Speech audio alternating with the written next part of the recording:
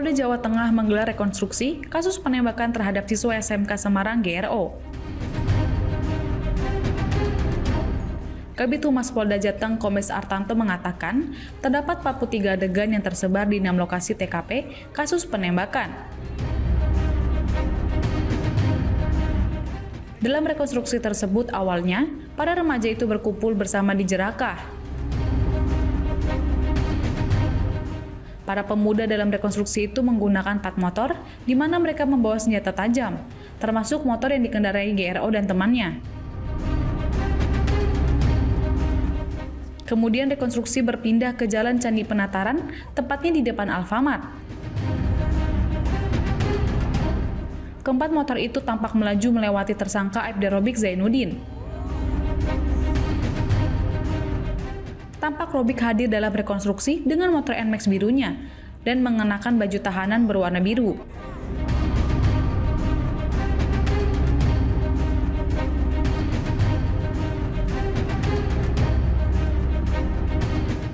Pada rekonstruksi tersebut, Robik memperagakan adanya tembakan peringatan ke atas saat ia sudah turun dari motornya dan berdiri di tengah jalan. Namun, dalam CCTV yang tersebar, tidak ada tembakan peringatan dan para saksi juga membantah.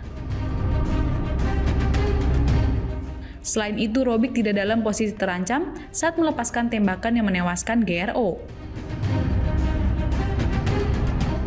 Lalu, Robik melakukan penembakan kepada pemuda itu dari jarak dekat saat ketiga motor kembali melintas usai putar balik.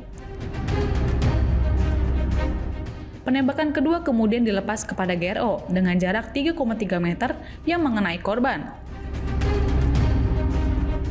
Tembakan ketiga ke motor selanjutnya yang berjarak 2,2 meter meleset dan tembakan terakhir sejauh 2,1 meter mengenai korban A dan S. Awalnya Robik yakin melepas tembakan terakhir sambil jatuh karena A dan S mengayunkan senjata. Namun korban A yakin Robik tidak menembak saat jatuh. Robik yang beberapa kali sempat meminta para saksi mengikuti kesaksiannya, akhirnya mengakui ia melepas tembakan terlebih dahulu baru kemudian jatuh.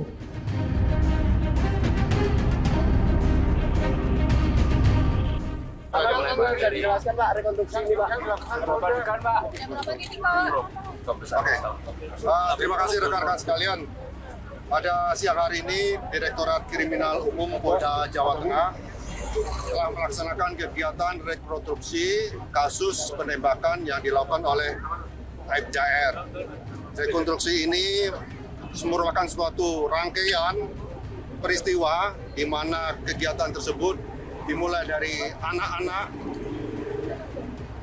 berkumpul bersama teman-temannya di suatu lokasi, kemudian berpindah ke lokasi lain, dan mereka pada suatu titik lokasi tertentu di Simongan mereka melaksanakan perkelahian.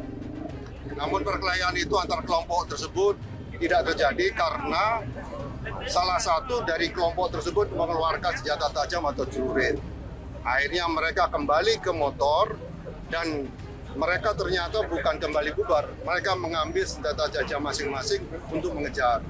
Dan akhirnya terjadilah kejar-mengejar menggunakan sepeda motor yang sampai di lokasi penembakan, di mana Aibda R ini sedang melintas di jalan di depan Alfamart itu melihat aksi kejar-mengejar. Nah, pada saat itu setelah melintas dari rombongan tersebut, salah satu rangkaian dari yang dikejar itu berhasil menghilang di salah satu gang. Dan kelompok yang mengejar balik kanan melintas kembali Aibda R. Dan disitulah peristiwa penembakan itu terjadi. Dan rekan-rekan sekalian bisa melihat bagaimana kronologis dari awal sampai akhir, sehingga tidak dipotong-potong. Bukan hanya melihat pada saat menembakkan, namun harus dilihat rangkaian peristiwa dari awal, kejadian mulanya seperti apa sampai akhir. Sehingga saya harap jangan dipotong-potong, berikanlah informasi sebetul-betulnya dan faktanya kepada masyarakat.